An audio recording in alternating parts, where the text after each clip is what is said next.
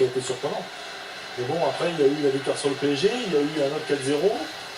Là, c'est 2-0 après.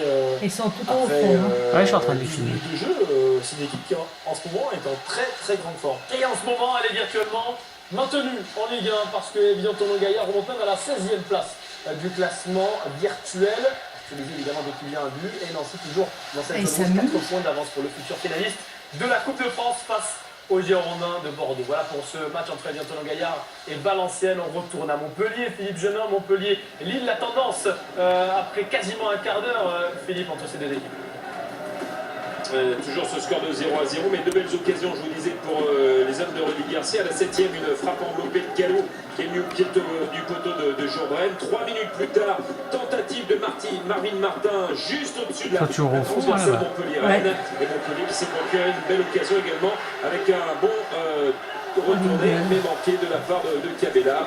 Montpellier qui pour l'instant procède par contre parce que ça conserve bien le ballon côté lillois, mais pour leur pas de but après 13 minutes, 0-0. Match somme toute équilibré. On voit des Lillois très appliqués en tout cas dans la construction.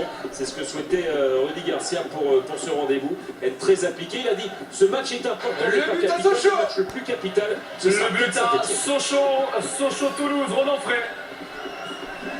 Et le tout de TFC qui vient toucher les espoirs ici du Stade Bonal, puisqu'après quasiment le quart d'heure de jeu, c'est Toulouse qui vient marquer le premier but de cette partie. Le premier but en Ligue 1 pour le jeune Isia Castilla. On va revoir cette occasion. Tout est parti d'Adil Hermach qui est parvenu à décocher cette frappe poussée par Simon Pouflin directement dans les pieds de Silla qui vient donc lober voilà. Sochania, et ça fait donc 1-0 pour le TFC. Oh, ils sont beaux, hein, putain. Pour l'instant, c'est con qu'il y a des grandes herbes, on les verrait mieux là-bas. Tiens, les revoilà, regarde-les faire les cons. C'est Sochaliens qui perdent de place avec ce but marqué. Regarde-les. On va le voir dans un instant au classement. Les Toulousains qui regarde-les jouer dans ce championnat. Et Sochaux, on le disait avant cette partie, Sochaux qui n'était pas officiellement sauvé. Il lui en manquait un petit point. On va voir ce classement actualisé. Regardez, les Sochaliens retombent alors qu'ils étaient 14e avant cette 37e journée, virtuellement 17e. 17e, mais toujours. Oh purée, je le vois bien là.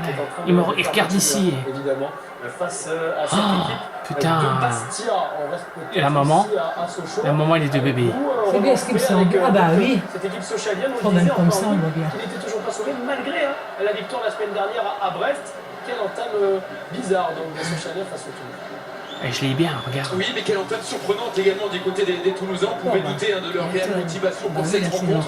Eh bien, voici la réponse sur la pelouse avec bien sûr ce 3-5-2. En tout cas, ils s'en donnent à cœur joie. Depuis 3 matchs maintenant du côté de Toulouse. Attention à cette faute là sur Adrien Rabiot. Ce sera peut-être le premier carton jaune de cette partie adressé par monsieur Varela à Raphaël Diaz. En tout cas, Toulouse se porte bien une nouvelle fois dans ce premier quart d'heure avec une petite surprise au coup d'envoi également préparé par Alain. C'était elle qui était là ce matin, comme je t'ai dit. À pointe de l'attaque aux côtés de Wissam Ben Yedder, de Franck Tabanou, habituel milieu gauche, qui cède donc sa place à Isia Castilla dans le couloir gauche donc de cette équipe toulousaine. Et on le voit, Franck Tabanou très actif aux côtés de Wissam Ben Yedder. Et puis on a le jeune Isia Castilla donc venir marquer son premier but en Ligue 1 il y a quelques minutes et venir véritablement toucher le Stade Bonal qui grondait de plaisir depuis la 3 des bébés. Mais attention, parce que là sur ce coup de pied arrêté ça pourrait être une très belle opportunité pour le TFC déjà de faire le break dans cette partie. On sait que les combinaisons sont une spécialité toulousaine, à moins qu'Adil Hermach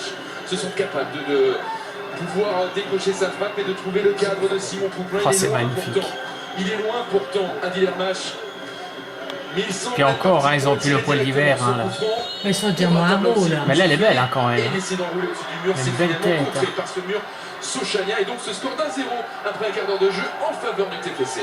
Le quart d'heure de jeu quasiment sur toutes les pelouses de Ligue 1. Regardez, on va récapituler les scores et bientôt le gagnant.